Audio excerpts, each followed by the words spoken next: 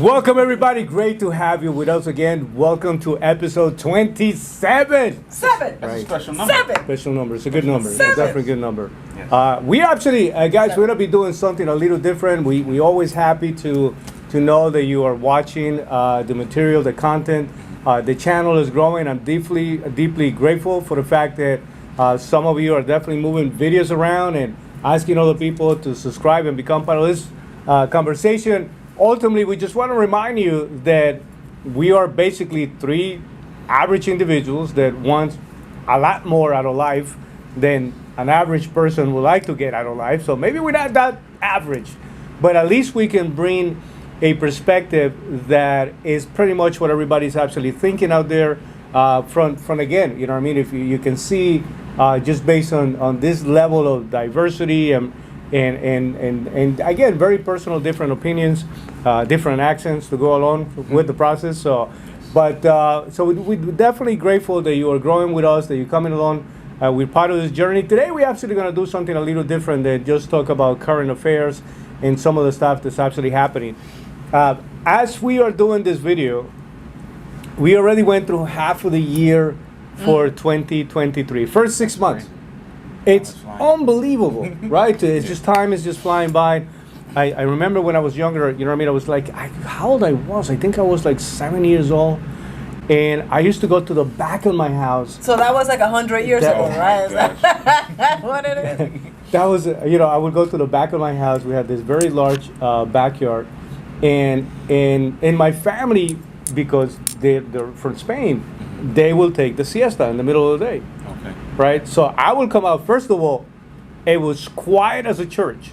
And if you wanted a guarantee of getting a beating, make some noise when everybody was taking a siesta, right? And so I would sit back there, like bored out of my mind, and I was like, man, I just gotta wait for everybody to wake up, for the business to open again. And in my head, okay, like 45 minutes, probably an hour already went by. And I would look at the watch and like, what, 7 minutes? What do you mean? I was just like losing my mind because time was going by very slowly. As I'm getting a little older, time feels like it's going in rollerblades. You know what I mean? It's just like going way too fast, right? So 2023, I don't know about you guys, but it felt like it's going pretty fast. Yes. So what we are going to do, for your benefit and also for the benefit of the perspective of these two individuals. Great to see you, Lorena Pernalete, again, Alexis Smith. Yes. Great to have you with us. Good to see you, Marvin Del Valle. I'm glad you made it after affirmative action was not was suspended officially. I'm good, you know what I mean? I was never. So you still made it through. Yeah, you know what I mean? You were never at risk, is what you're saying. Nope. Right? Like, Nope. Got it. Never got free lunch. Unfortunately. Yeah, none of those things. I hear you. I'm good. So with that being said, I got free. No, I never You got got free lunch. Yeah. Well, I mean, I was in the country by myself, so and I was My 14. parents made too much money. Oh, really? yeah, you didn't. That's qualify. crazy. Wow. One of those. Yeah. So no. Yeah. If you just quit one of the jobs, and, you know what I mean, get it like You know that. your parents like, didn't know people better. actually do Yeah. that. No, actually, they will force people to do that Yeah. because Yeah.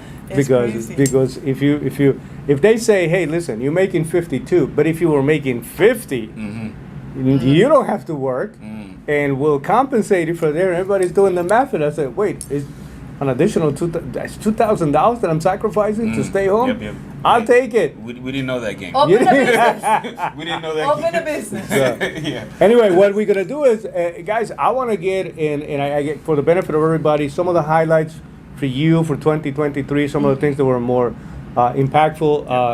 Alexi, I guess we decided that you were the youngest on the table, so we. No.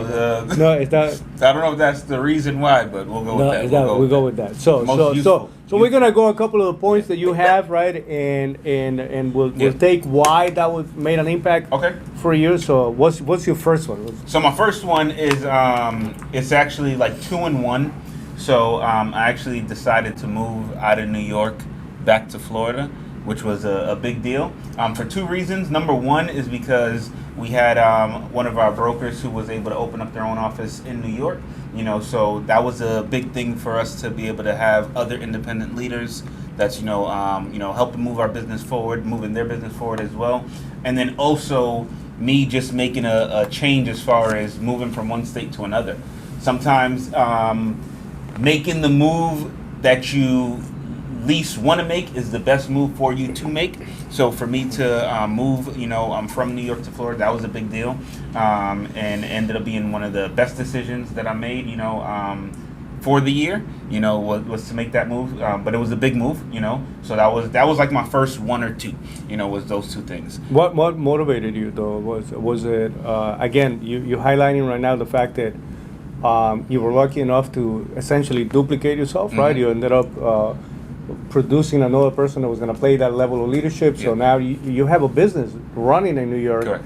That doesn't require for you to actually be present in New York, right? So the whole idea that you can make money while you're not working is essentially what you're highlighting here. But it's one of those things where, in order for you to grow in business, you need that. But sometimes you don't want to give up that, the level of control. So for me, that was a big deal. You don't know if the person is ready enough, mature enough, and instead of being able to run by themselves, they can potentially kill your business. Correct. So, But everything worked out good, ultimately. So that was a big move, for. So it had nothing to do with how the state managed COVID-19. No. Nothing to do with. I just want for the purpose of clarity. That was 7 months into 2023, nothing to still do- talking about COVID. Had nothing to do with the smell of the subways, right? Had nothing to do with taxes. It has to do with the taxes. No. So those things that's just Financial move. Yeah, because we was in New York throughout the whole pandemic. And you like Florida, right? Oh, absolutely. The weather is great. And Florida is better in New York. Yeah, true. And in certain aspects, Less taxes, better looking people. Correct. But yeah, we were there in some of the worst times as far as what happened with COVID. So you can make it through that. You can make it through anything, But yeah, it wasn't. We weren't running from anything. No, it was just more opportunities for us to grow, to a bigger level. Yeah. I don't like to run from things. I rather run towards what I'm, looking to get versus I'm running away from something, So it was more of that, So that was the biggest thing. Number two, should I go into the other ones now? Let me see what Lorena has Sure. as her number one topic here for her issues. And what was your number one take? So, you know how at the end of the year, we usually have a business planning session and stuff like that. And I was very intentional about this year, for me, being the year of me. And so I realized that in order for me to get better, in order for everything around me to get better, the first person that has to get better is me. Correct. And funny, we have this thing called kickoff that happens every, the first week of the year. And Patrick, PBD, he says, give up 3 things. And, and it doesn't it has to be something different for everybody. And so if you're not halfway through your goals, or you're somewhere stuck in a rut, that would be one of the things that I would recommend is give up 3 things. So the 3 things that I give up is number 1, alcohol. Being 6 months sober completely. Not that I had an alcohol issue, but it was more of a. Usually people with alcohol issues. I know. Yeah, Right? It's correct. like, hi, my name is Lorena, and And I'm only taking 3 out of the 12 baby steps. I'm like, no, they're That's baby. fine. I'm not even. No, but it's a big deal, though. Yeah, it's a big deal, especially because it was a lot. I didn't realize how much part of my culture it was. It makes you not socially desirable because Is that what it is? to go out to Well, I'm dinner. glad that that's the case. to go out to dinner and not be able to have a glass of wine, not be able to. Most people don't realize that. Playing devil's advocate. No, Yeah, not that's really, right. not at all. Actually, Might be playing the devil himself if I'm not careful in this one. I had the most amazing dinner with some friends that I haven't seen in a while, and it's funny that they enjoyed themselves. They had a whole bottle of wine, and Sure. I had a whole 2 bottles of Perrier. So There you go. it was Fancy very water. awesome. Yeah, it was Phenomenal. I made it into a mocktail. It's a big deal, though. It is a big Yeah. deal because most people don't have discipline about things that can truly become an addiction. I just wanted to know that I could control Yeah, me. 1,000%. So that I was one of those truly things. understand that. And the second thing I gave up was social media. And it's weird in the industry that I'm in because you cannot really give up social media. Yeah. A lot of the people that I connect to are connected to social media. But when you put your timer on your phone and it's like 12 minutes of social media for the day, then you have to be very efficient with what you do with it. Otherwise, you're dicking around looking at cat and dog videos, right? And all of a sudden you missed on a business opportunity until the next day. So I think that probably one of if you're timing it right and you're bringing that level of efficiency, I would assume that the biggest switch is based on the content that you are going to put in social consumption media, versus creation. opposed to exactly spending 3 hours doing nothing, just going through whatever is out there that makes no sense. I got a good 2 hours a day of my life back, and That's I'm able phenomenal. to be like super efficient with it. The last one has been a journey, and it's been losing weight. So I'm 28 pounds down for the year. I have another like 15 to go.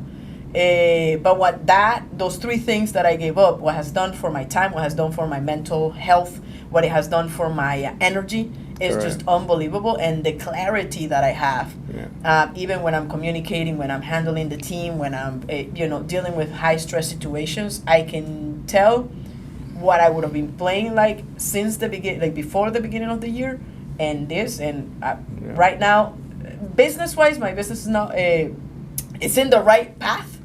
I wish I were like 4 or 5 times more ahead of where I'm at, but I couldn't have been in a better place personally. So, and that's exactly what I set my year out to be. So I'm grateful for that. Welcome to the club when it comes to that business-wise. I think that everybody, and we spoke about this in the past, but just to share with everybody, there's obviously a difference between being grateful, right, and content, and just grateful about the things that you have, and to be satisfied with where you are. I think that most people run the risk of very easily, very quickly become satisfied, and that's how they settle for very small stuff, opposed to becoming extremely grateful about every blessing, but also more than anything else, listen, if you're gonna be grateful about something, you're gonna be grateful about the possibility, about what's in front of you. You know what I mean? About all the stuff that can potentially happen. So my first one, guys, is you have no idea how much time I've been putting into the impact of a Robert Kennedy Jr. running for president. The push-ups, right? Yeah, well, first of all, I was very disturbed with to see a man who's much older than me. I'm able to use that. Maybe half a month. In that kind of shape, man, it's like unbelievable. No, I mean, good for him. I'm happy for that. I know there was some significant health issues along the way, but because when I compare this man to the journey of somebody like Donald Trump, right? Donald Trump is by far probably one of the individuals that has been treated the worst, not just by the media, right? Considering the fact that this is a former president, right? That this is during his time as president, running up to becoming a president, after leaving office, many of the departments that he was heading, right, at some point, are essentially some of the departments that are really aggressively coming after him at this point, right? And you can see that they definitely want to stop this. This is not a man that they want to see coming. Sure. But and then just about every traditional media channel out there coming after him. But because of his personality, because sometimes he cannot help himself, you don't see how bad the treatment that he's getting, because you're almost saying, come on, you asked for it, right? It's like can you slow down with somebody? Like when he was going crazy with that Twitter account, you have no idea how many times I said, can somebody take that cell phone away from this man?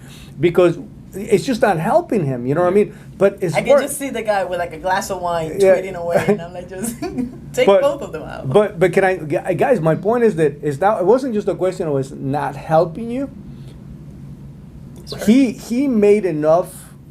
He gave everybody enough of a reason to ignore how much of the bad treatment he was getting from everybody else.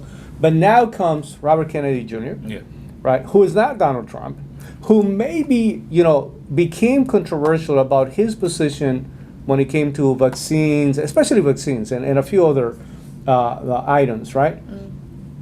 But outside of that, very reasonable positions about everything, economy, international interference, immigration. Like I can go down a list of things that the man appears to be extremely reasonable. Yeah. And so he truly, when you compare Kennedy to Trump, it doesn't even come close to like the amount of reasons that Trump gave the media and everybody else to come after him. This man hasn't. So for that reason, it's a lot easier to see when a candidate today is being poorly treated, borderline abused, Yeah. trying to ignore, trying to hide it so that voice is actually. So for the first time, I say, wow, if nothing else, the fact that he was able to do that, him running, is definitely a good thing for the country. Might give even Alexia a reason to vote. Vote. You know what I mean? It's Possible. possible. He's It's not a pro guarantee. push-ups. It's not a Possible. guarantee, but it's possible. So I like that's it. you I guys. like it. Are you, Yeah. what? Am I correct on that? Sen? Have you see? You know what I mean? Like this is it's almost difficult to witness. You know what I mean? The Mhm. fact that they don't want to give him time, they yeah. don't want to give him the platform, they don't want to give him the mic, they Correct. don't want to give him the chance to, and the man is out there day in and day it out makes you working. to me, it makes me want to pay attention more. Yeah, Absolutely, that's yeah. what they missing a point. You know what I mean? Yeah. Because now it's like, okay, so why are you trying to hide this guy? Correct. So much, right? So you're forcing people to pay attention.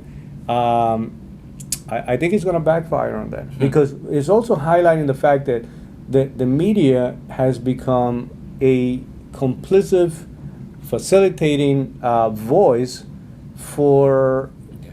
crummy capitalism. You know what I mean? And Media's so. crazy, unfortunately. So that's my number one position. Well, can I tell you that, like, precisely, I started paying more attention to politics, and I ended up being like making a full transition towards more of a conservative mindset and philosophy, and it was because of what was happening with Trump at the time. Correct. That everybody was going after, and I'm like, what is It's there? funny So that it you was say so that. It's curious. so- I was like, it's like curiosity. Yeah, I mean, it's was what got funny. me It's to where I'm funny. at It's right funny now. that you say So, that because why are they shutting this guy down?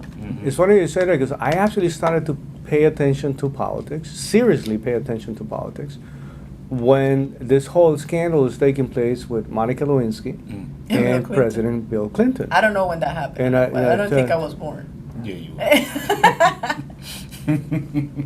That wasn't that long If ago. there's any, if there's a scene of violence that happens to take place in here, please understand it. The way they came after Bill Clinton, right? And here are Republicans, you know what I mean? They're like really going after this man. This is a guy that, again, if you look at what took place, what was done, 100% wrong. There's no way to defend it. However, when you go after the president and you cross the line and you go from insulting the president and you start insulting the office that he holds, you know what I mean? It's a The whole office of the different ballpark, presidency, right. Yep. then that is Yeah. to me that's where people and precisely what you're saying. A lot of people started to witness, what was going on with Donald Trump. You don't have to like Donald Trump. As a matter of fact, you can literally dislike Donald Trump and say, man, that wasn't really right. You know what I mean? That's that. I don't think that. And people you're forcing people to pay attention. Correct. So, Correct. but I agree 100% with that perspective. Yeah. So what's your number two? So this is actually my number 3. I gave you 2 already. Oh, you gave two. I Okay, gave it you was, two. it was So one, they two. were Okay, connected. okay. They were connected. Okay. So for my number 3, this is actually with I guess events happening out in the world. For me, one of the biggest things was when Queen Elizabeth died.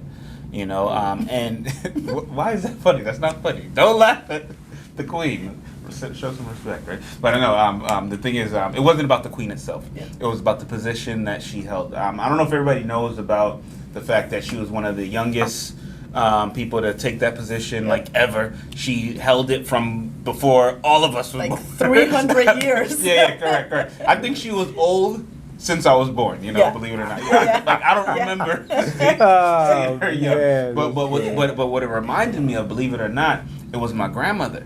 She was another person who was like old since I was Since born, you were right? born, And yeah. and then what happened was my grandmother was the person who like ran the whole family. Yeah. Like she was the And queen of our kept family. things together. Yes, also, yes, right? yes. And then so my grandmother, she passed away about 2 years ago, and I remember when that happened. In my brain, I was like, "Oh my gosh, the queen just passed away," right? And and I remember when the actual Queen of England, passed away. It reminded me of that, where every family at some point is going to go through that process where the person who's like losing the In matriarch of the correct family. pretty much. is going to pass it, and now someone else has to take that position over, and it's not always a easy transition. And then for me, I was like, oh my gosh, it's like this is happening. Like, the time that a lot of people know that's going to happen, but may not necessarily be prepared. So there for. was an emotional connection, but it's not so much that you are emotionally attached to the monarchy. Correct. So it's more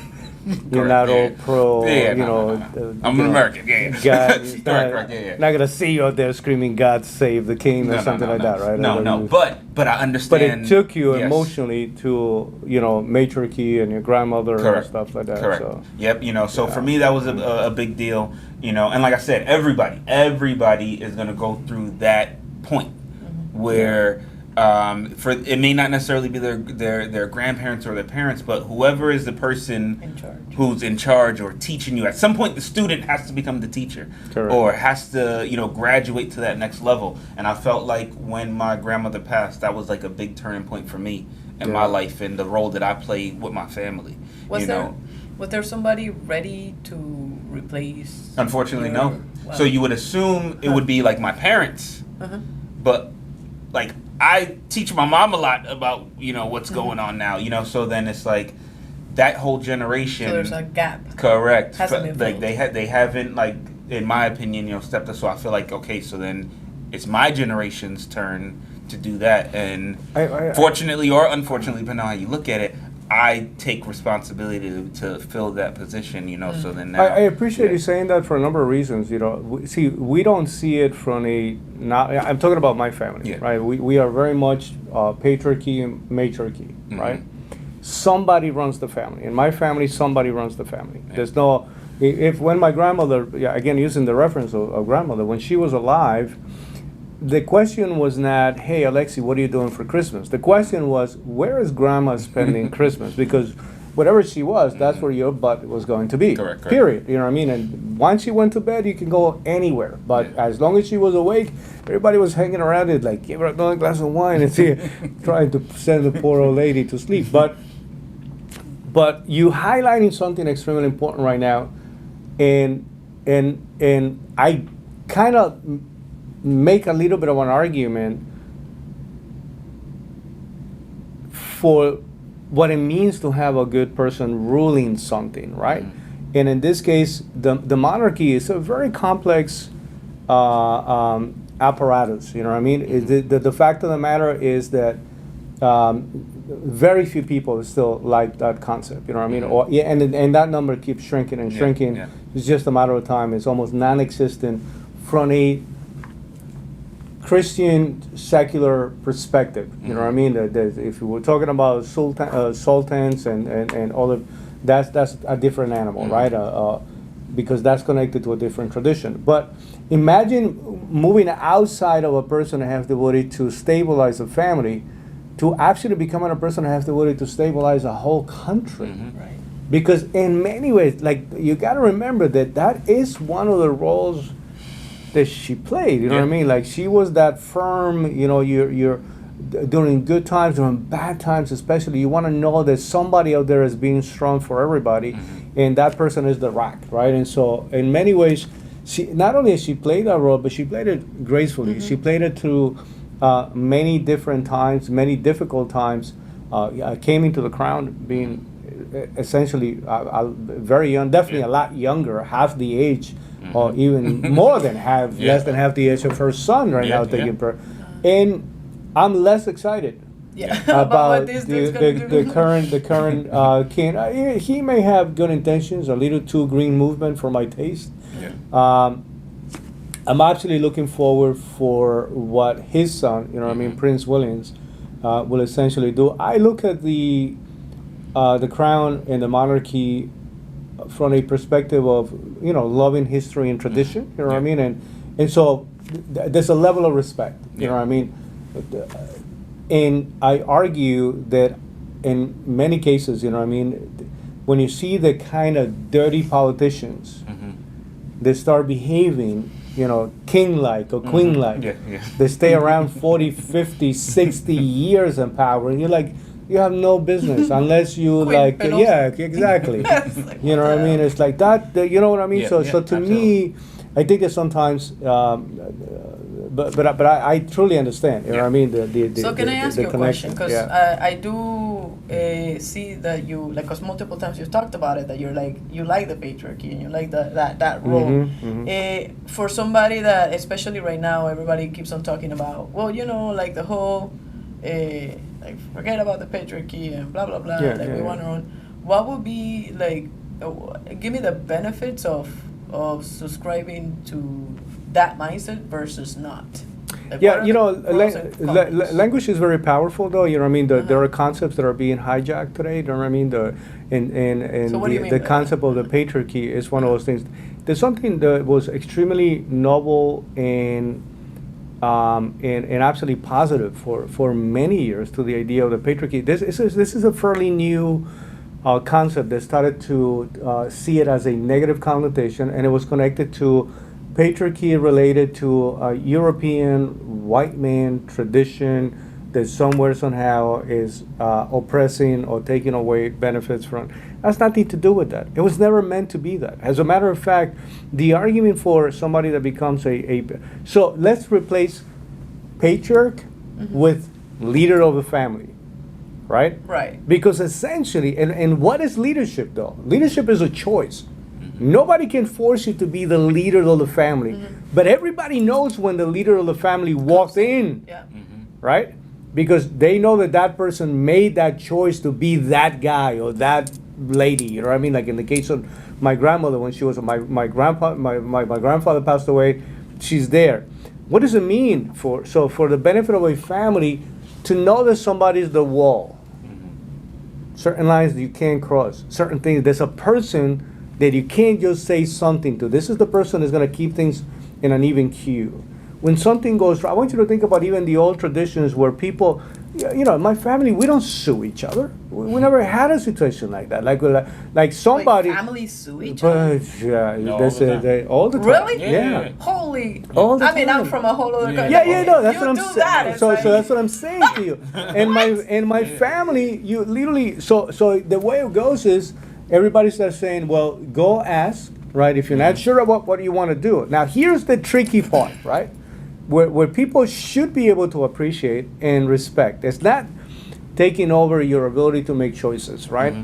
What it does is supporting your process on making choice to the extent that, so just like you went from my grandmother to my mother, then one of my uncles right now, you know what I mean, but he's already like handing over, you know what I mean? And for a number of years, a significant group of my family would say, well, go see what Marvin would like to do with that. So I have a choice. I'm like, don't call me. You figured it out. Correct. Or I can make the choice to become the leader, meaning the patriarch of my own family. And here's what happens though. When you tell somebody to go do something, if it goes right, I don't take the credit for it. As a matter of fact, I'm going to edify the fact that I gave you a set of instructions and you decided to follow and embrace it. And that you had faith and you trusted that was the right way to go. Yeah. But if it goes wrong, It's on you. I got to fix it. Correct. I got to fix it. The only way that I'm not responsible, and that means that if it requires money, time, I got to travel to another country, whatever it is. If I said, Alexi, you're going to do that, and you do it exactly and it went wrong, I got to fix it for you. That's what patriarchy is all about. Is you actually saying, I'm going to carry my family in my shoulders because my shoulders are just a little wider, tougher, stronger I wanna than say one everybody thing else on that because really we're not quick. built different. So- We're not built the same. One of the things that I think is a benefit. So you see how you said that's a choice. Correct. Where every family is going to have to choose who that person is going to be, but that person is required for a family, for a country. So here's what I like about the monarchy is you already know. So Correct. imagine like the Olympians, or like if I train my kid that they're going to be in the Olympics from 4 years old, they're going to excel way further than the average person who's just dabbling. Yeah. Yeah. So if my family knows, no, we're running the country. Somebody, I don't know who it's gonna be, whether it's gonna be this one, somebody's gonna. So I'm training my family from the time that they're born. Yeah. You're here to run the country. So I feel like if that's done correctly, that's gonna create way better leaders. Oh, no, I understand what you're saying, but in many ways, in my family at least, I will tell you, right, that is something that you gradually you start to see the volume and the intensity of the calls coming in, right? And to the extent that at some point my mother will literally tell my brother and sister, do not make a choice unless you speak to Marvin about it, right? And so once he realized that that's taking place, okay, this is shifting. And then it went from just my brother and sister to now people from my generation, cousins, you know what I mean? And then, you know, that one uncle that still happens to be alive, Yeah. you know what I mean, is also, now he started to rely on some of those things. I said, then exactly what you're saying, I do have the choice to say, no, I'm not picking up this call, Yeah. or I'm not going to, because I have to live my life. I have to provide vision, perspective, and a solid foundation for my children.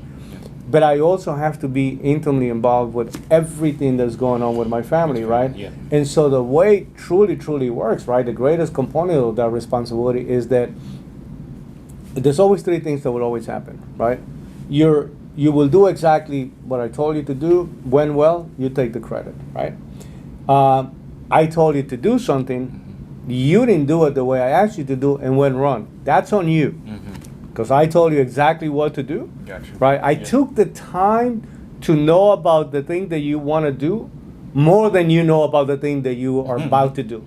So, like, seriously, like if there was a project and they were saying, okay, here's what I'm trying to do, all right, let me get back to you. Yeah. And I will take my time to do all the research that was needed so that my follow-up conversation was more a sequence of questions, right?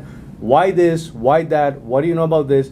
Just to see what the level of confidence is. Gotcha. And if I felt, okay, you know what, you're ready, it's a good idea, let's go for it, right? Got it. If I said, let's go for it, though, and it went wrong, Yeah. then it was my responsibility Got to it. fix it. Yeah. So, but I absolutely, you know, so I make an argument for it because most people are running away from responsibility. Yep. And imagine how much of a blessing it is to have a person that, when you just don't know what, guys, how many times we've been in that position where I'm like, what the hell do I do next? Who do I call? Right? You know how much of a blessing it is to just to be able to just grab the Have phone a and say, sounding board hey, yeah, process. exactly. Right. Help me process this. I don't know Right. what the hell I'm doing. I don't know what's happening. So to me, though, you know, that took me a lifetime to understand the blessing and the need for myself. You know what I Yeah. mean? Because if you become the person that everybody comes to, you know, eventually you forget that you also got to go to somewhere. somebody, Got it. Yes. right? yes, Because you also going to have your own moments. So I think everybody. so I yeah. make an argument for it. I think that people that have a misguided understanding of what it means to be connected to a patriarchy or a matriarchy, because we've done a phenomenal job hijacking that concept. You know what I mean? So I like it. yeah. So My second point, Yeah. which it was my third, but I'm gonna move it because it fits right in. So it actually has to do with recruiting. Okay. And so for me, it's recruiting.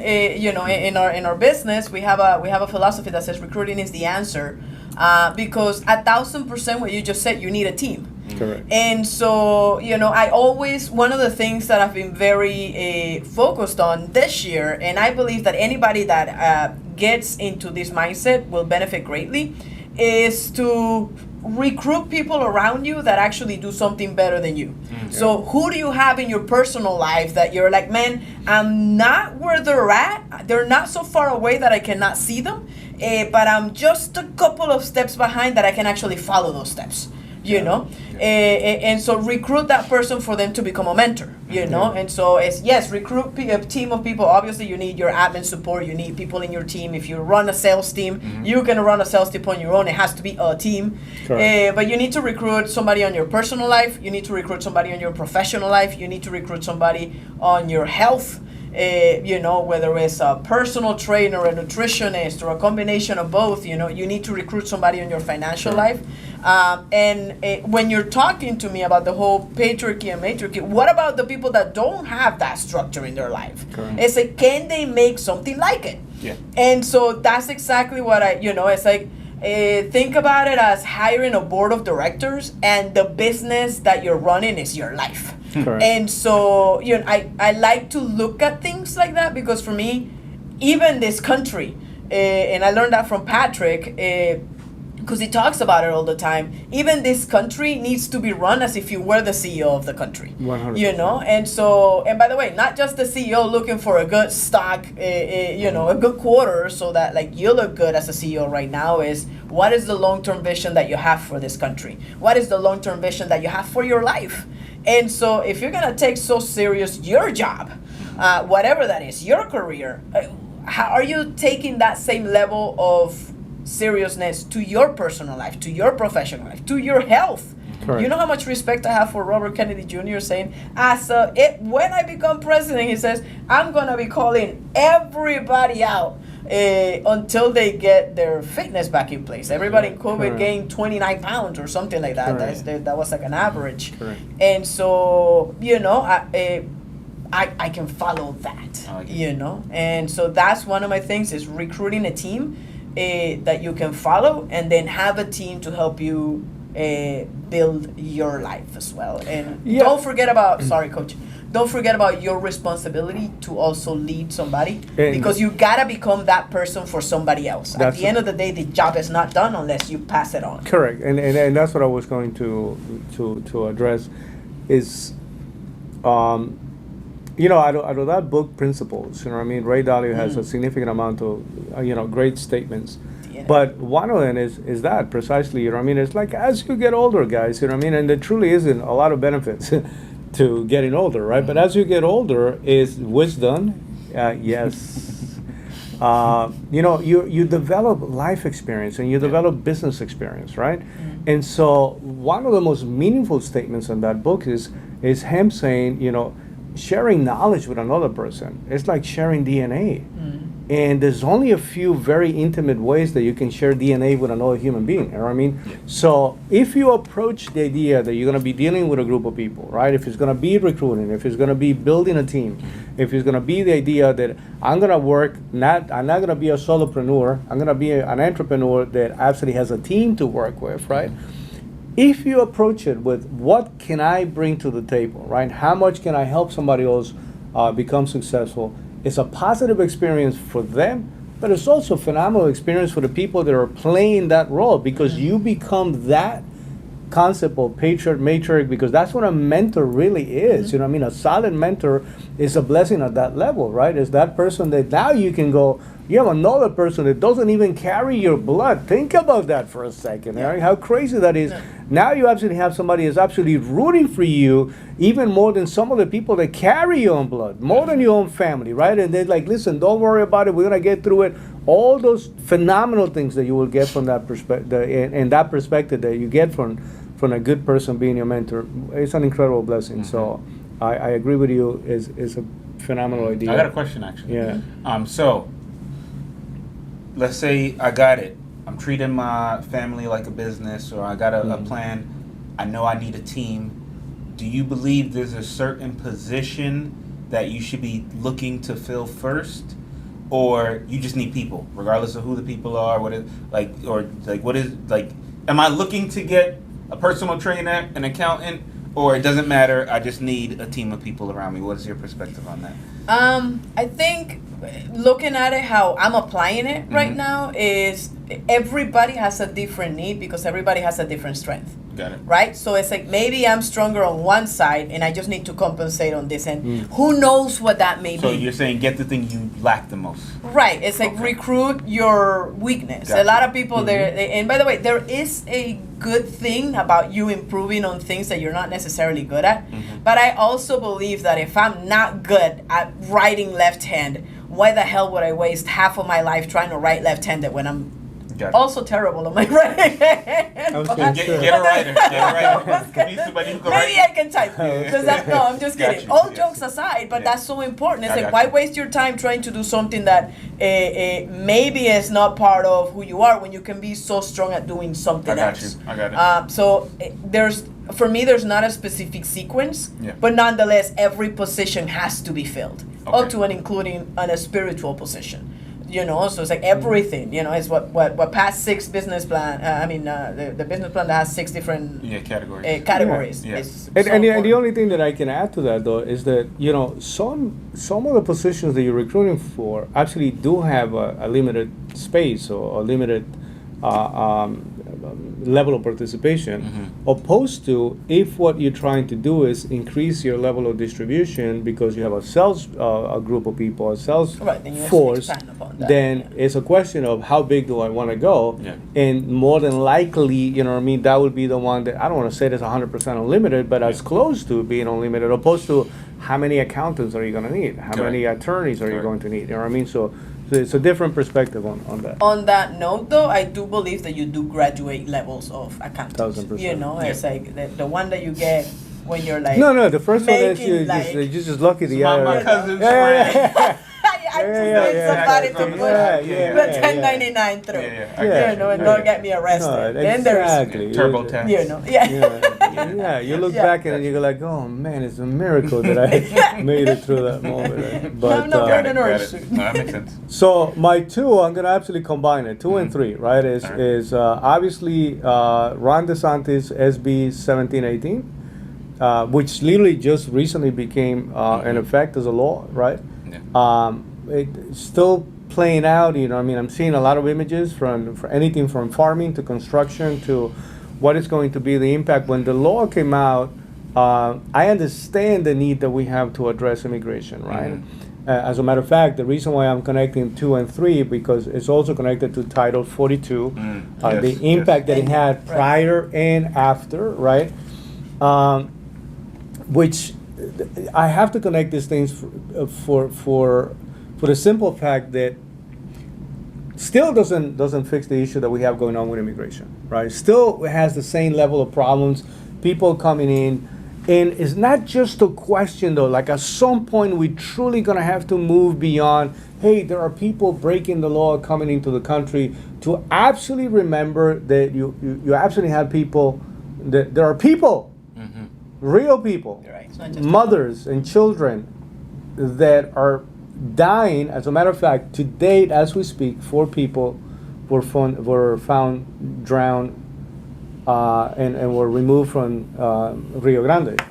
You know, which is one of those big places. Yeah. And but this is a daily occurrence. You know what I mean? Out of the desert, out of the crossing points, drowning, many other things that are taking place, and so. Ron DeSantis, for me, you know what I mean, when I'm looking into the work that he has done out of the state, I will say created a business-friendly environment, you know what I mean, very clear. I support it, you know what I mean, his position about COVID-19 and some of the choices that he made to keep things running.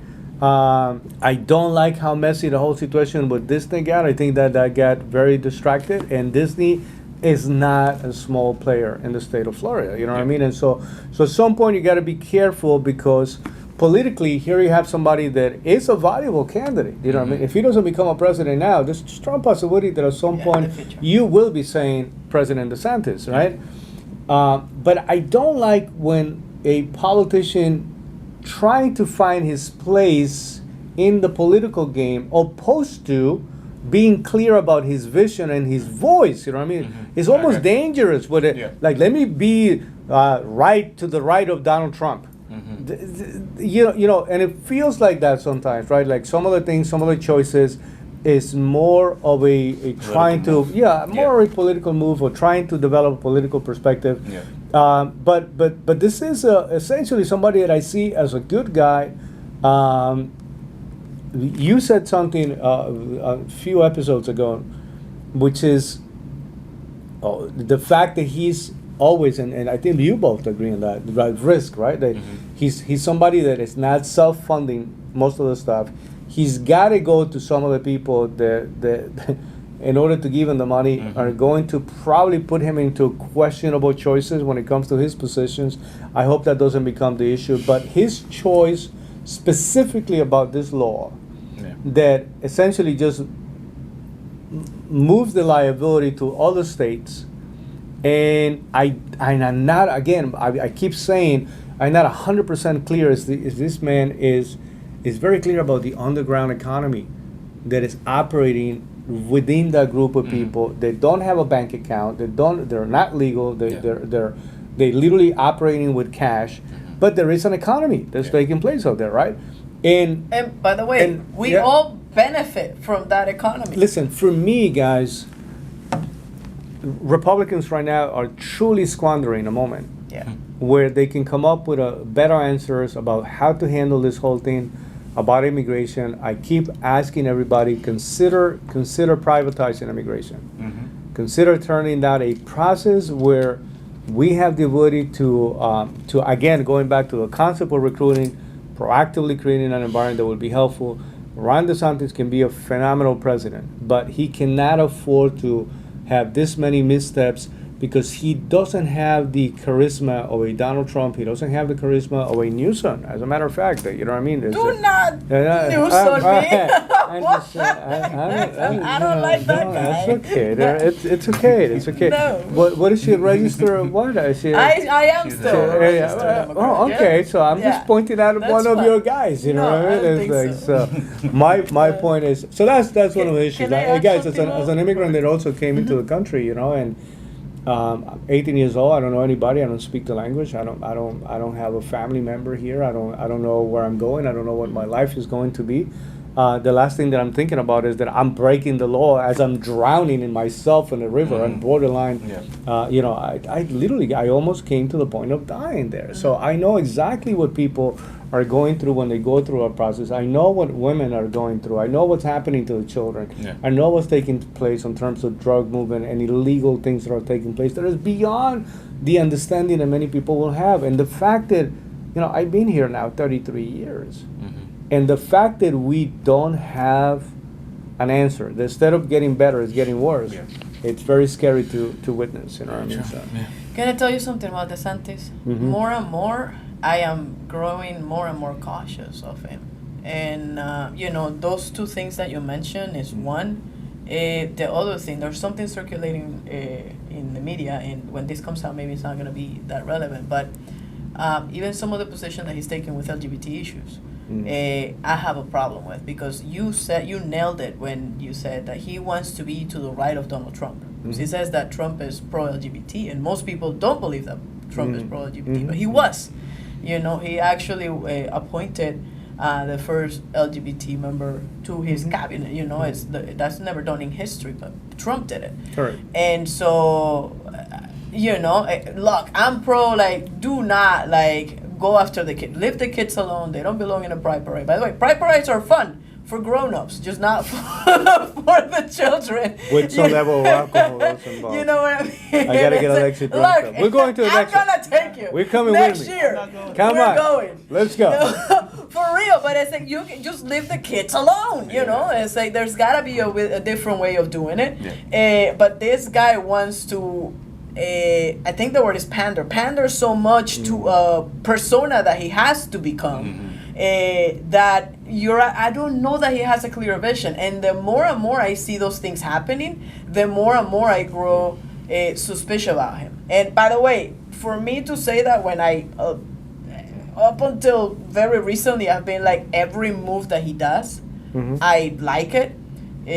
I just don't know if this guy, in the process of running, he's gonna lose what the clear vision that he has, and he's just Sell us soul. As of this moment, Yeah. to me, because he's sellable. Like, Yeah. he ain't got no money, you know. So correct, he's correct. a politician. as of this moment, to me, the clear candidate is for the Republican Party is Donald Trump. You know what I mean? Like, by far. No, There- Vivek? there's the- Come on, Yeah, man. I would love to. But by the way, no, listen, I have to. But by the way, just so that you know, I have taken the time to listen to just about every single one of his positions.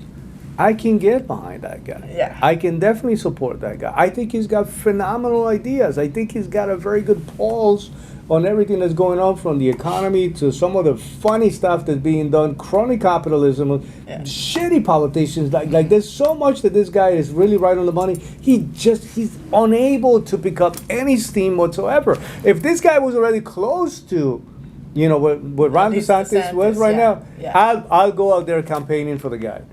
But I don't see how that's Yeah. going anywhere. Yeah. But I like You it. need a bigger mic. He Go needs become more to. relatable, be back. He needs to be less factual and start saying things Stories. like, I understand.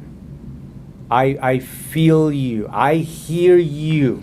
If you don't, people don't care what you know until they know that you care. Yeah, that's and true. he's not able to come across as somebody that empathizes, sympathizes. This is not a guy that that is almost like feels. And by the way, this is not a multi-generation millionaire. This is No, a self-made billionaire, Right now, not just yeah. million. You know what I mean? And in record time, you know what I mean? And Yeah. so my respect. I got nothing but respect for it. One again, that's another guy that maybe a few years into it, I can see at some point becoming a valuable. Right now, he's got it. I don't know who's advising him, but that's not the right. I love the fact that he's everywhere. I love the fact that he's willing to debate anybody, have a conversation with anybody at any given point. But Yeah. what else you got? Who's So I got one more. yeah. I got one more. So for me, this was a big deal.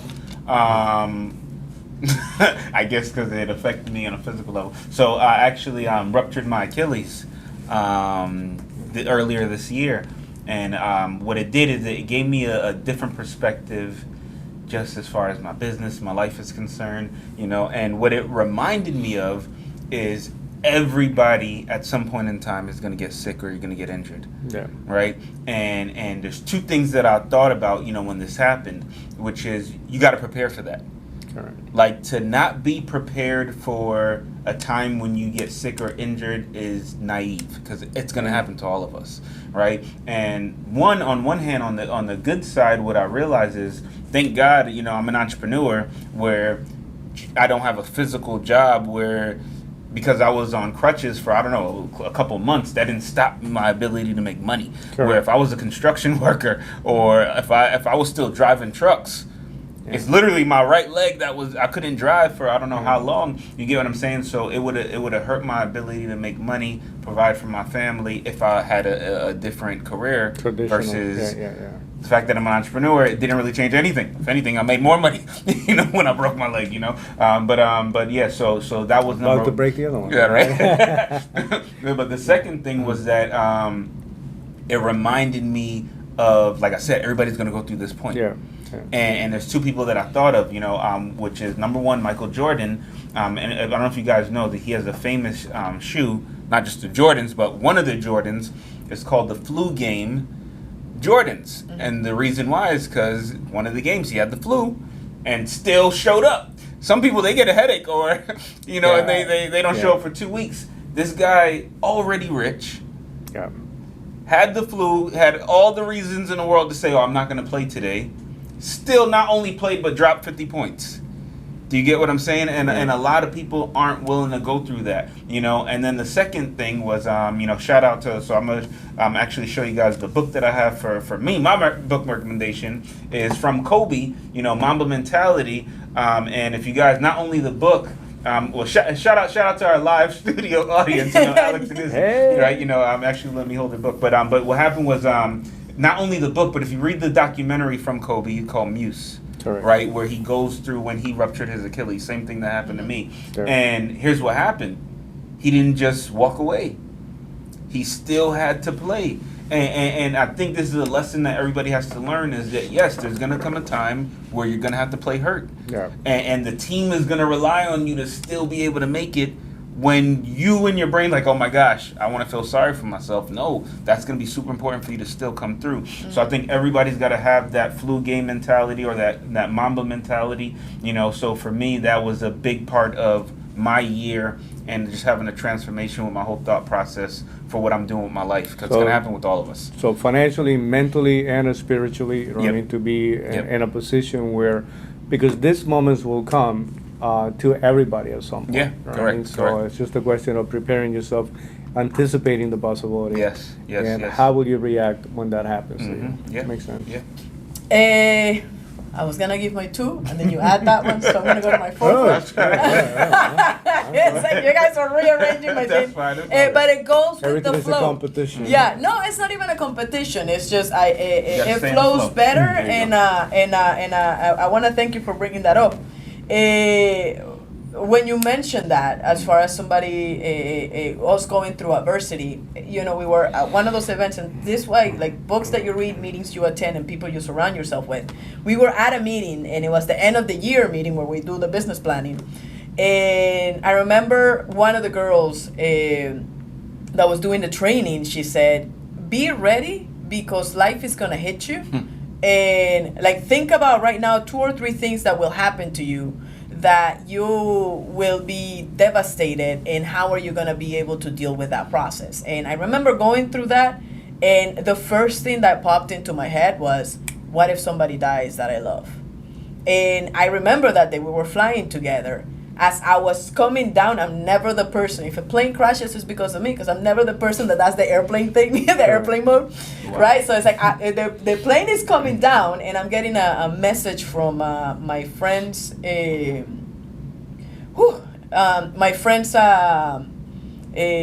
Facebook, and she's like, I need you to pray because your friend is at the hospital. And this is my favorite person in the whole wide world. Like, I love that this guy played a significant role on me being me. And who I am today, comfortable with who I am and all of that stuff. And he was huge in my life. And by the time we're picking up the bags, I get a message that he didn't make it. And so, obviously, we landed, left our stuff, and we went to the family's house. You being able to connect to that mama mentality, and for you to be able to, thanks to that conversation, what happens if something happens to you, I was able to cope with it better and deal with it in a different way where it wasn't utterly and completely devastating. It didn't take me out of the game for that long. So that happened with that. But going back to the whole Kobe thing and why I was Listen, for me, guys, Republicans right now are truly squandering a moment yeah. where they can come up with better answers about how to handle this whole thing about immigration. I keep asking everybody, consider privatizing immigration. Consider turning that a process where we have the ability to again, going back to the concept of recruiting, proactively creating an environment that will be helpful. Ron DeSantis can be a phenomenal president, but he cannot afford to have this many missteps because he doesn't have the charisma of a Donald Trump. He doesn't have the charisma of a Newsom. As a matter of fact, you know what I mean? Do not Newsom me. I don't like that guy. It's okay. It's okay. It's okay. No. What is she register? What is she? I am She's still a- a registered Democrat. Oh, okay. Yeah. So I'm Yeah. just pointing out That's one of fine. your guys. You know No, what I I mean? don't It's think like, so my point is, so that's one of the issues. can I Hey, add guys, something as an immigrant that also came into the country, you know, and I'm 18 years old. I don't know anybody. I don't speak the language. I don't have a family member here. I don't know where I'm going. I don't know what my life is going to be. The last thing that I'm thinking about is that I'm breaking the law as I'm drowning in myself in the river and borderline. Yeah. You know, I almost came to the point of dying there. So I know exactly what people are going through when they go through a process. I know what women are going through. I know what's happening to the children. Yeah. I know what's taking place in terms of drug movement and illegal things that are taking place that is beyond the understanding that many people will have. And the fact that, you know, I've been here now 33 years. And the fact that we don't have an answer, that instead of getting better, it's getting worse. Yeah. It's very scary to witness, you know what I mean? So, Can I tell you something about DeSantis? Mhm. More and more, I am growing more and more cautious of him. And, you know, those two things that you mentioned is one. The other thing, there's something circulating in the media, and when this comes out, maybe it's not going to be that relevant, but even some of the position that he's taking with LGBT issues. I have a problem with, because you nailed it when you said that he wants to be to the right of Donald Trump. He says that Trump is pro-LGBT, and most people don't believe that Trump is pro-LGBT, but he was. You know, he actually appointed the first LGBT member to his cabinet. You know, that's never done in history, but Trump did it. correct. And so, you know, look, I'm pro, like, do not, like, go after the kid. Leave the kids alone. They don't belong in a pride parade. By the way, pride parades are fun for grown-ups, just not for the children. With some You- level of alcohol also involved. You know what I mean? I gotta get It's Alexi like, drunk look, up. We're going to the I'm next one. gonna take you. We're coming with next me. year. I'm not going. Come We're on. going. Let's go. For real, but it's like you can just leave the kids alone, you know? It's like there's gotta be a different way of doing it. But this guy wants to, I think the word is pander so much to a persona that he has to become. That I don't know that he has a clear vision. And the more and more I see those things happening, the more and more I grow suspicious about him. And by the way, for me to say that when I up until very recently, I've been like every move that he does, I like it. I just don't know if this guy, in the process of running, he's gonna lose what the clear vision that he has, and he's just Sell us soul. As of this moment, Yeah. to me, the because he's sellable. Like Yeah. he ain't got no money, you know. correct, So correct, he's correct. a politician. as of this moment, to me, the clear candidate is for the Republican Party is Donald Trump. You know what I mean? Like by far. No, There- Vivek. there's Come on, Yeah, man. I would love to. But by the way, no, listen, I have the but. Telling you about it is thinking about the Mamba mentality. Kobe was playing with a rage. And he did it twice. He did it when he was a kid and he was moving around. You know, if you know his story by way of news, we just watched it. As a kid, he was going through Italy, and he didn't know how to cope with that. So the way that he was able to get better at it was in his game. And back in, I think it was 2006 or 7, when he was getting into trouble in his personal life, that was when the Mamba mentality, you know, the Mamba came out. And he says, in my personal life, I had this thing, and Kobe had to deal with the stuff from his personal life.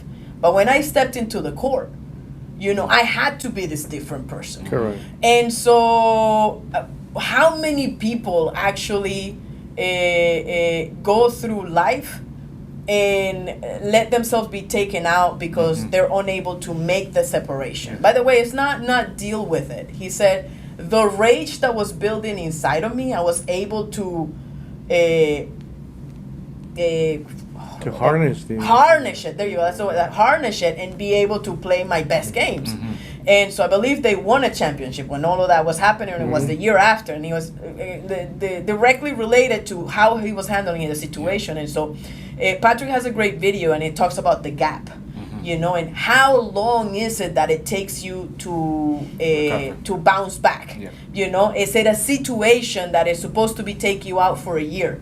Can you lower that down to 6 months? If it's supposed to take you out for 6 months, can you lower that down to 3 months? Correct. You know, and so especially when you have a business, if you're running a business, a day is a week is a month is 3 months, 3 months is a quarter. I mean, 3 months is 6 months, and 6 months is a year. Yeah. And a whole year is 5 to 10 years that you set yourself back because of the way that you're handling things. And so studying the Mamba mentality is something that is important, in understanding that whatever is happening to you is not happening to you, it's happening for you. And you Correct. have to be able to channel it in such a way that it doesn't stop you. Absolutely. Otherwise, your family, your finances suffer. And so it makes it worse. The situation that you could have gone through made way worse just because you let that thing take you out of the game.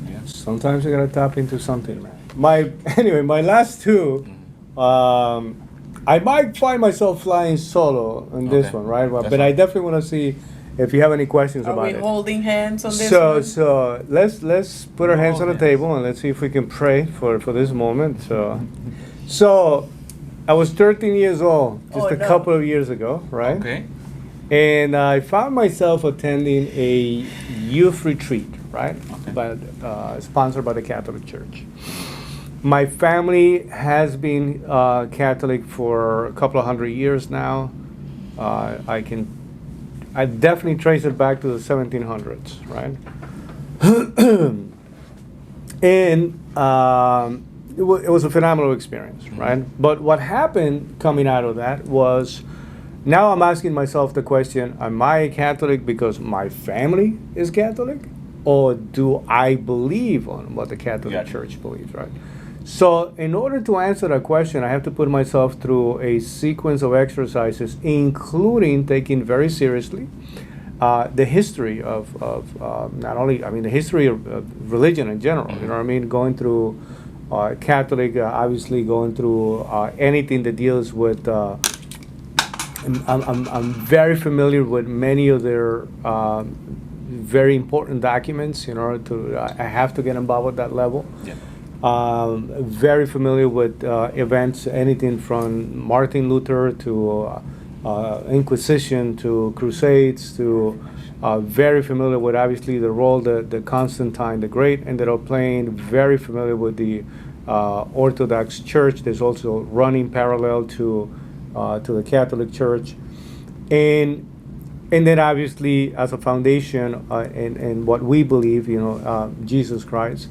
But then prior to that, you also got to. I went deep into when the Jews were not even called Jews, and they were nomads, and then you kind of reverse engineer it, you know what I mean? And it's funny when you're talking about faith in a very logical. For me, there's a logical component, there's a historical component connected to the process. But now, coming back up to where we are today, a very significant event happened in 1962, which is Vatican II, right? And so imagine, they call it a conciliar event. Is the Pope summons all the bishops, Okay. right? Cardinals, bishops, some other special guests. And what they are going to do is they're going to tackle some very important issues of the church, the faith, relationship, how some of the doctrines will be developed or implemented moving forward for a foreseeable amount of time. This is something that will happen every 100 years, every 70 years. Sometimes we'll go a little longer, a couple of hundred years before the whole church comes together. What was meant to be a confirmation of many of the doctrines of the church ended up like really moving the foundation of some of the core beliefs to the extent that a few groups did not accept the changes, And here comes the SXPX, the Society of Saint Pius X, under Archbishop Marcel Lefebvre.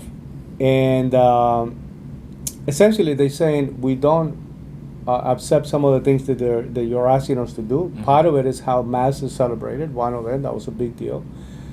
Second, the role that the Pope plays. Believe it or not, what the Vatican Conciliar wanted to downplay the role of the Pope. As a matter of fact, you look at our current Pope, it's almost like he's reluctant to play the role of a Pope. As a matter of fact, he wants to just be called the Bishop of Rome.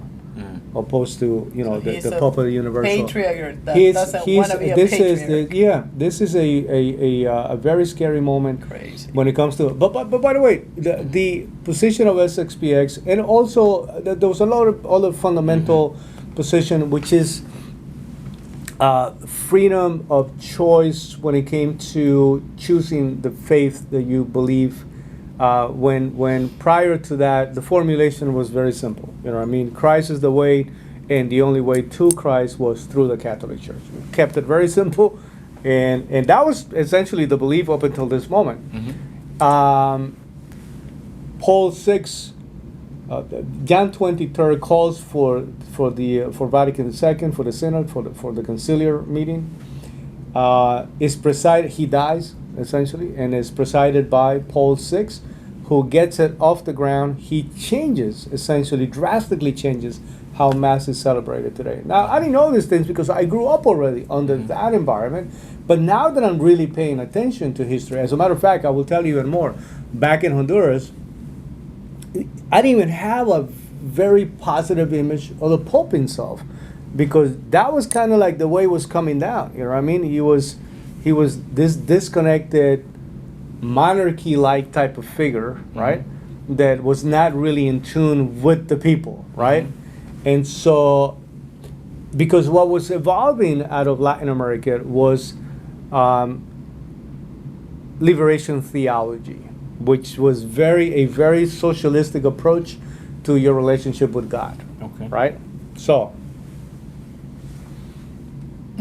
What do you mean socialistic? Like there was no daily. What is it? Well, no deadly sins. No. But meaning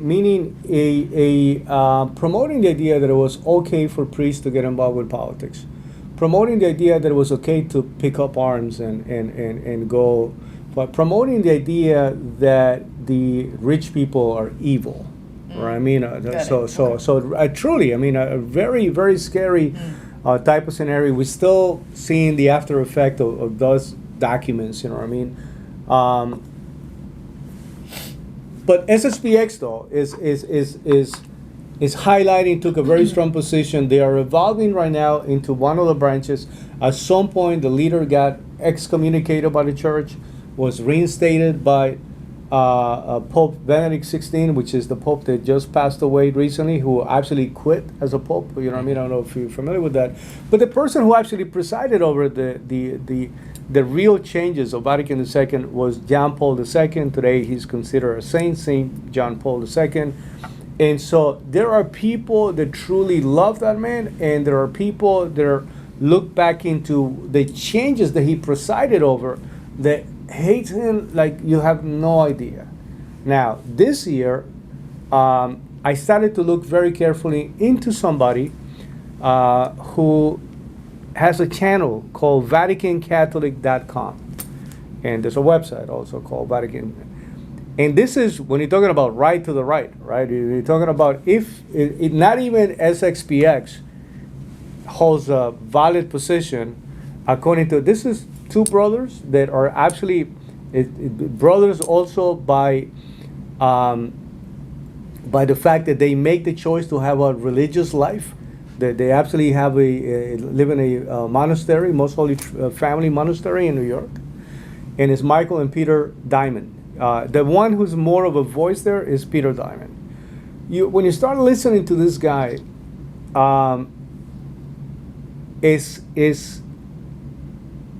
not that he's wrong. The fact that his argument really comes across as being 100% right.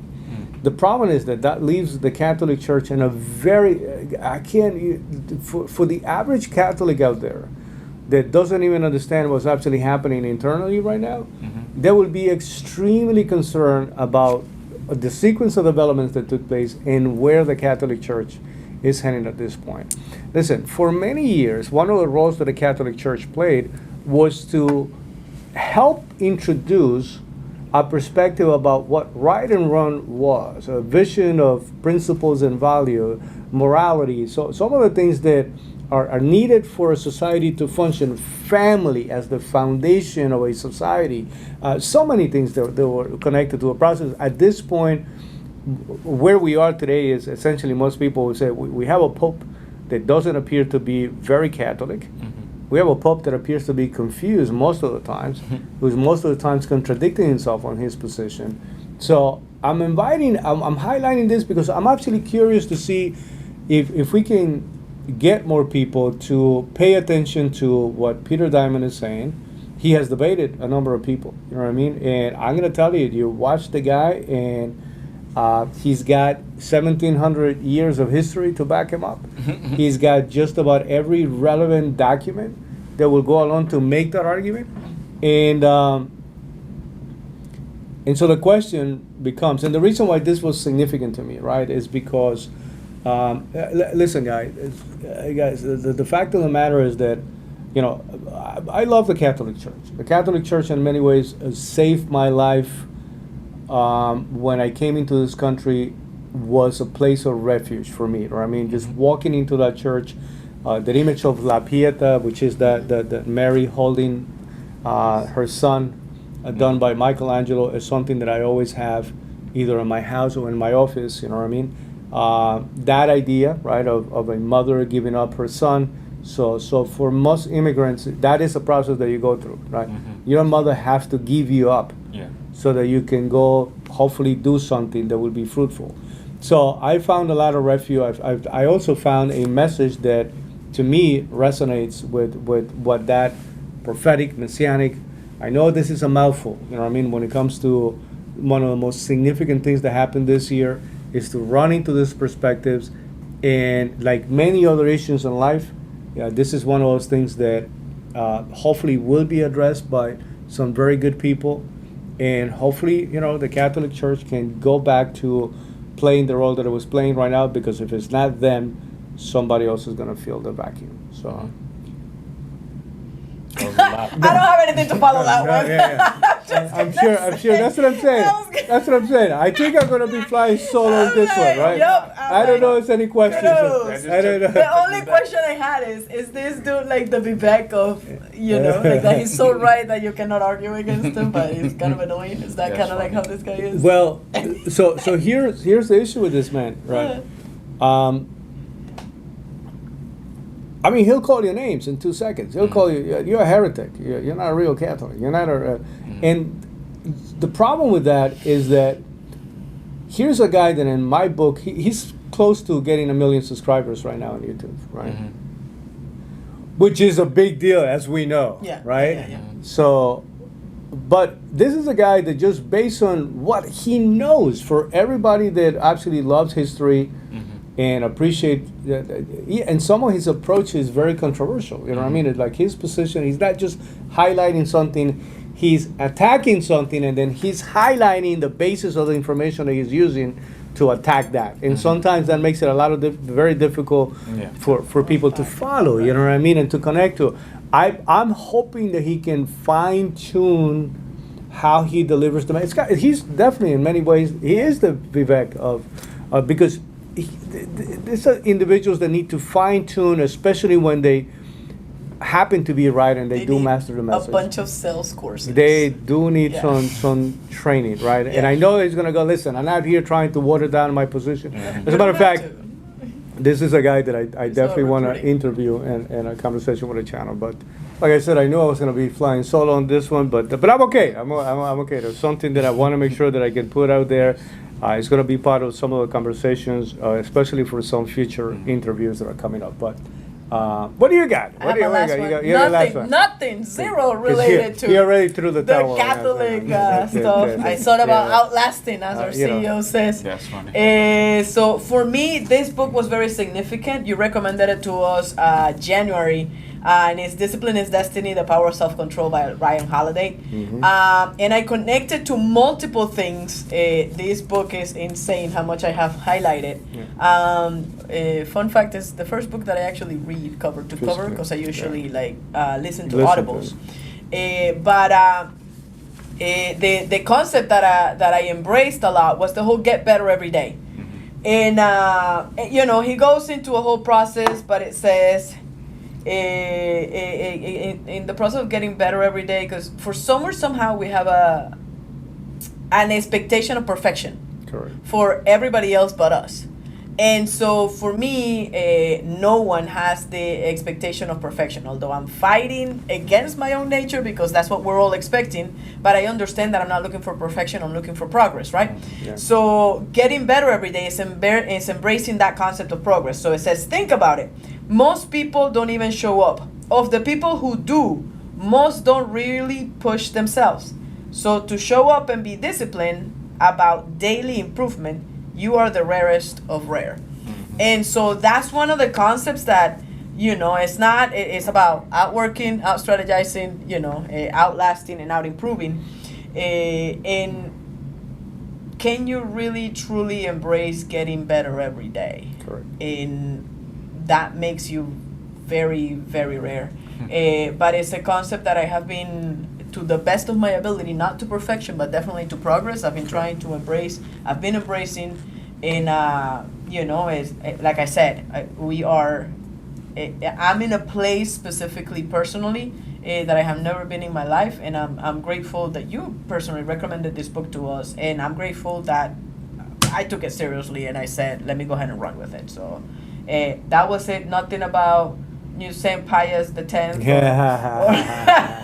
or John Paul the II. Too young but the fact that too young for I'm too young. Yeah, it's like, I'm brand new. Listen, here's the only thing that I see history the same way that you enjoy watching a movie, because I'm a very visual guy. So when I'm reading something that is historical, I'm actually picturing the stuff. But what you're saying about this book, and by the way, you know, as my same approach when it comes to reading a book, I'm actually going into and I'm visualizing what does it do? You know, Yeah. what does it mean? You know what I Yeah. mean? What kind of how does it make me feel when I'm going through certain areas? You know, because you know that there's moments in there where it feels like I'm taking a beating here right now, right? Especially I that hated the book. Yeah, especially because it's calling you out every Yeah. step of the way. You know what I mean? It's too And perfect. so, but those are the good books, man. You know what I mean? That's the stuff that nobody's forcing you. Is that you're going through a process and you go like you close it and you go like, all right, but that was right. I gotta go back into. You know, people And like if it has an read with like impact. a novel that gets kind of scary or Yeah. something, and you put her in the fridge just to cool it off for a little bit. I Like, never heard of No. that. I Yeah. put this damn book in the fridge a I couple don't- times because I hated it yeah, so yeah. me, much. I don't know who does that. I'll be honest with I'm you. a millennial, so I'm a millennial. I watch movies. So you guys will picture a movie. I just watch the movie pictures. You know they say a picture is worth 1,000 words, right? Also a millennial. So a movie's worth 1,000,000 words, right? So watching one movie is equivalent to reading like 10 books. So if you watch the right movies, that will give you so much more than it. I'm joking. So give us a movie recommendation. A movie recommendation? I got 1,000,000, but So you got what, 10 million words exactly to share exactly. with us? So one good movie that I'll recommend is I got so many.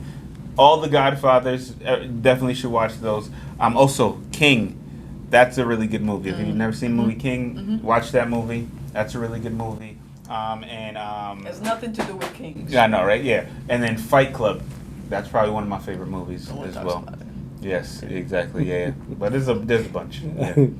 hmm A lot of good movies out Yeah, there. yeah, yeah. I think that soon we're gonna have to do a special about Movies. top 10, you know, for everybody. But Look a lot forward of to that. Yeah. lot of good movies. Yeah. Yeah, just like you know, I do learn a lot from movies. Mhm. But again, I go into you know, the historical content. And funny, I mean, I can watch a lot of movies and I absolutely know the history connected. I remember watching Kingdom of Heaven. Yeah, that was a good one too. And I'm saying the way that it happened in real life is actually even better, even though this was a phenomenal movie. Yeah. You know what I mean? But the real characters, you know, the Salahadim and the interaction with Belial and what the real situation was in real life was a phenomenal thing that the movie had to introduce the whole sexual romantic component and that. But when you know the history of something that's taking place, and then you watching a movie and then you can play through your head like, what are they trying to say? How accurate they are about something, or to take you to a place that you're seeing for the first time. Such a phenomenal. For me, again, I'm a visual person. I enjoy those things. You know what I mean? So I know you like movies, but I do.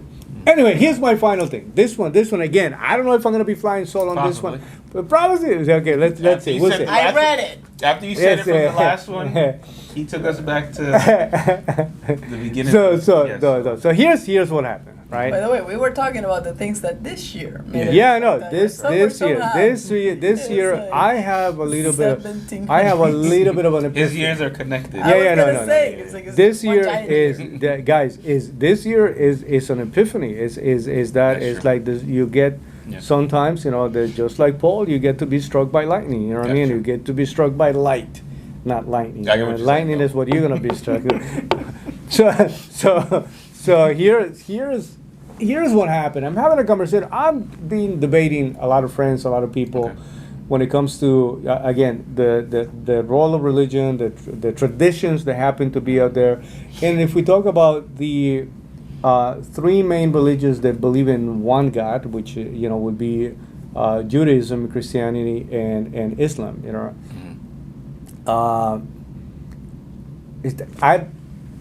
I was very much concentrating always on the theology of it, on the message of it, on the validity of, but then at some point you start to think about what is the role that every single one of those religions is playing today, and which one is going to have a greater impact when it comes to society. And man, it's just like it hit me like a baseball bat. You know what I mean? It's just like a ton of bricks coming on me, saying Islam is going to carry the argument. Everything that I just said to you about what the Catholic Church was doing in terms of having the ability to introduce a moral position, to introduce principles and values, to introduce a conversation about the significance of family, to introducing some.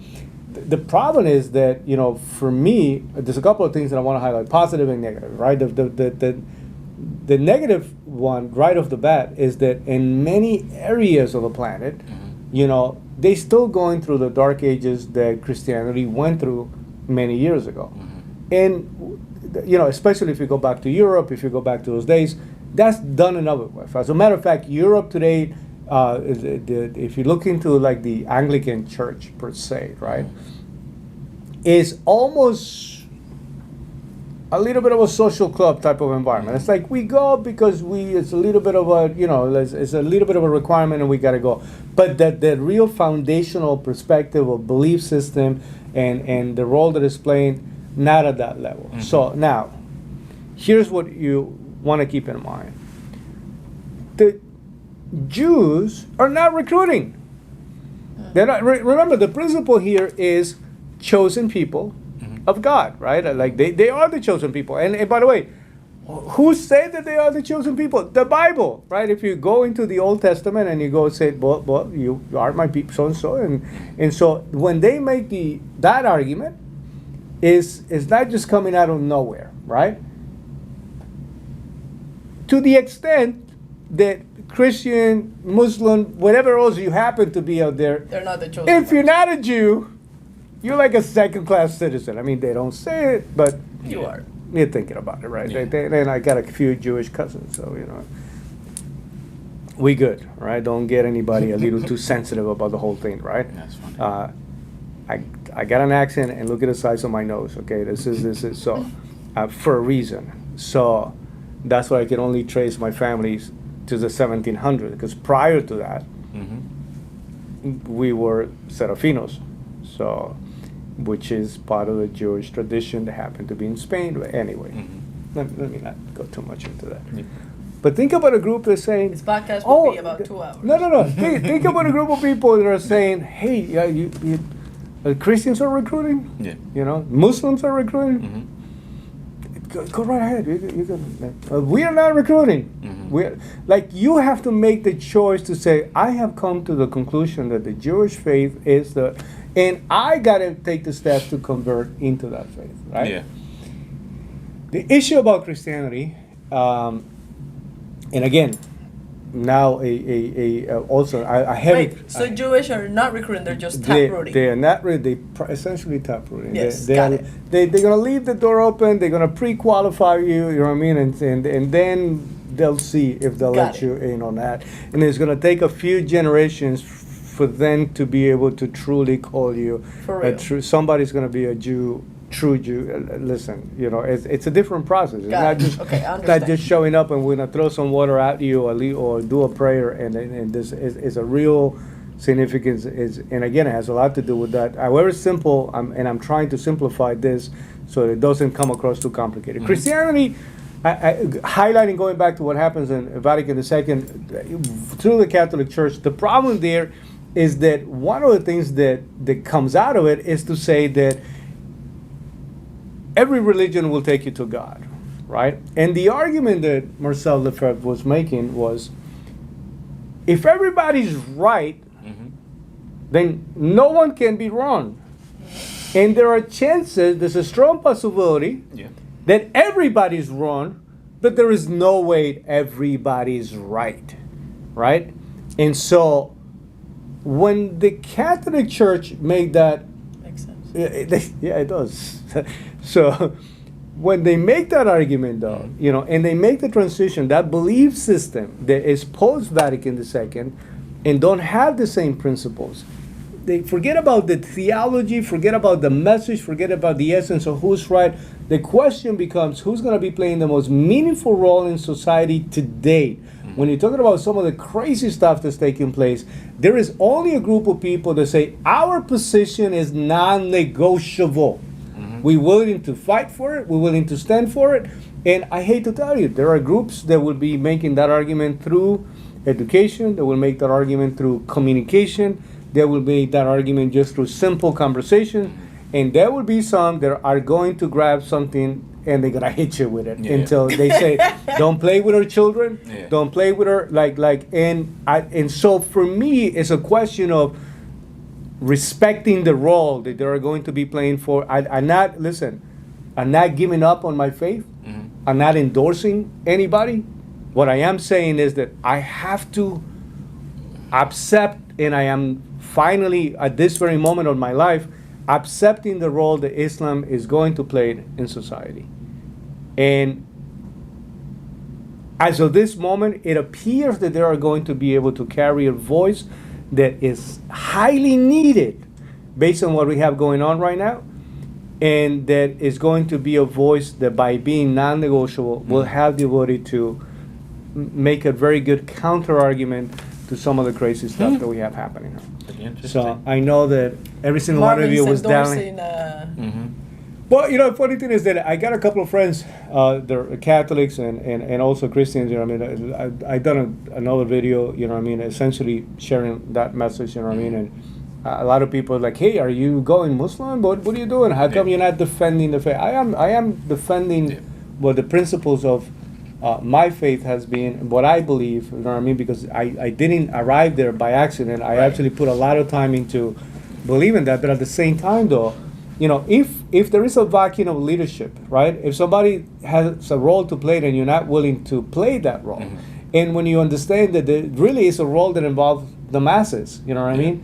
And it has a great impact on not only today but also for the future. For me, that's the reason. That's the reason why this was extremely significant. I know, very personal, you know. But so I don't know if Lorena is already thinking about her process of conversion. Is going to go straight to, you know, I the cannot Islamic do faith straight thing. anything, so I think we're okay. So here. Islamic faith. For me, just to comment on what you're saying, You I don't have some contact with the Quran. You have some contact with Islamic faith. So I know a lot of Muslims. True, I consider myself Muslim sometimes. You do, okay. Yeah, but I'm also a Christian as well. So okay. I'm not So a you're registered. socialistic. I'm not a registered. I'm not registered, and I'm Jewish as well. You know, so if you ask me, no, serious on a serious note. So with the Jewish people, I think the original Jews are black people, which is one of the things that a lot of people don't like to talk about, you know. But I think when it comes to a lot of these faiths, I think they play their role. But I think the direction that the country and the world is going in, it's going to be similar to what's happening with the Catholic Church as a whole, where I felt like in the past, the Catholic Church played a bigger part in everyone's daily life. I think they're going to play a important part, but not as big of a role just moving into the future. And the reason why is just because, unfortunately, Disney exists. And Disney is going to play a bigger role than any religion is going to play moving forward into the future. And I think people don't understand how big of a religion Disney is. And the vision that Disney has, I'm being serious, the vision that Disney has for the future is bigger than the vision that the church has of any of these. Bro, we're selling salvation here. Right? I know, but I'm being serious. And so what I'm saying is, I'm not saying that any of these entities are going to go away, but what I'm saying is neither is Disney. They're not going away. I will tell you this, and I promise you that if the Catholic Church doesn't go back to the principles that got it to be the entity and the institution that did what it was doing, a message from Disney would be even more significant because the message is so watered down. Yeah. And that's the reason why I'm telling you that the difference is that Islam is not compromising. And at some point, they will drown the voice of an entity because listen, fastest growing. You're talking about 1.7 billion at this point. Yeah. Christians are only 1.9 billion. Yeah. Right. We had 700 years on them. Yeah. Right. And fastest growing at this moment. social media has provided, the easiness of a conversation about and a simplicity of perspective. It's easier to recruit than ever. And so it has become easier to recruit.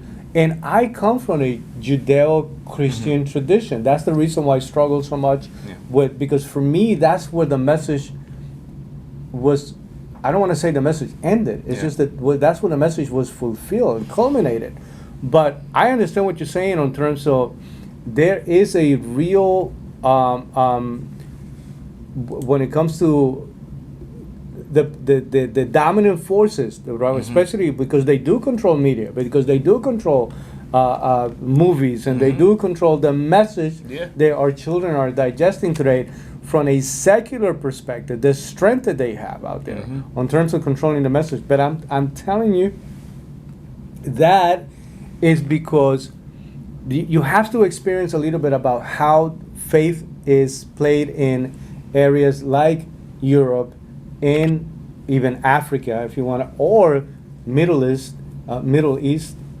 or even throughout Latin America. You know what I mean? Because remember, no other country have the same level of freedom we have in this country. Like it's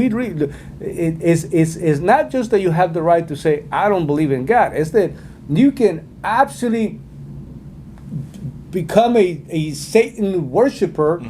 Set up your own church, and nobody's gonna call you crazy, stop you. Like, you'll get arrested if you try to pull something like that in other countries. No, I got you. So let me just go one step further. So I feel like, let's say Islam can continue to grow. For them to get the numbers that they're gonna want to get, they're gonna have to compromise. So their strictness that they have, I think it's gonna get watered down. No. And then also, I don't think that they know who they're up against. So, for example, like when Rome was ruling the world, right? Even when it became the Romans and the Catholics, started to come together, they still have to go under what Romans are saying we're going to allow to happen. Correct. There's going to be some type of mixture. So then now, if I believe as the king of the universe, I'm going to dictate how this is going to happen. So I think that Disney, not when I say Disney, I'm just saying, corporations in general,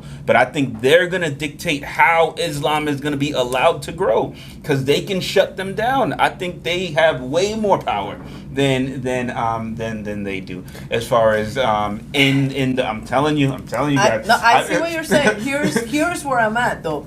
There are a lot of people that will seek refuge in the religion because they're fed up with whatever is happening politically, as far as corporations and stuff like that. Yeah, but Rome doesn't go away.